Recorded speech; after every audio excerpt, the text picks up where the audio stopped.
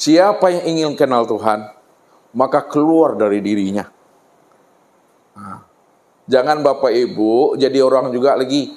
Berhentilah jadi orang. Berhenti jadi orang apa maksudnya itu?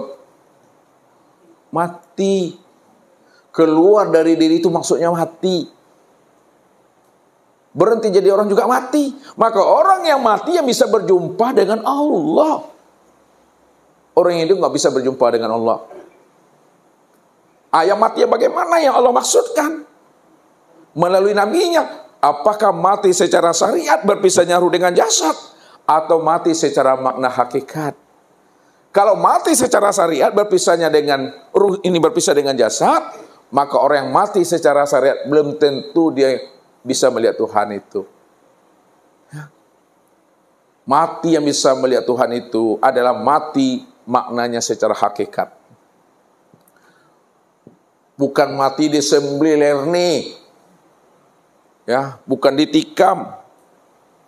Ya, mati yang dimaksud mati di dalam hidup. Ini yang Rasul katakan, mutu qabla anta mutu. Matikanlah dirimu sebelum ajalmu datang. Sebelum ruhmu habis. Sebelum datangnya Israel. Itu mati dalam hidup. Mati di dalam hidup itu maksudnya Bapak Ibu, matikanlah keakuan dan kesadaran dirimu yang merasa dirimu itu wujud dan bersifat. Jangan merasa ada.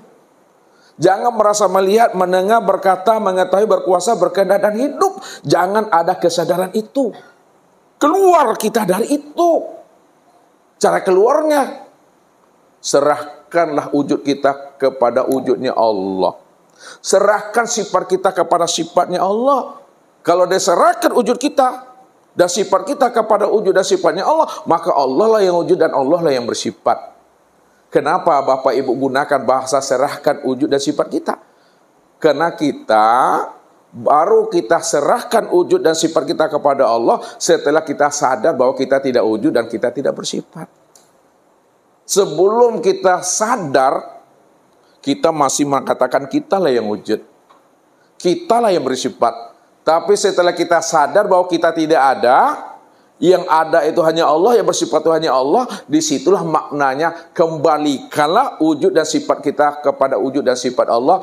Allah lah yang sebenar-benar wujud dan bersifat dahulu, sekarang dan yang akan datang.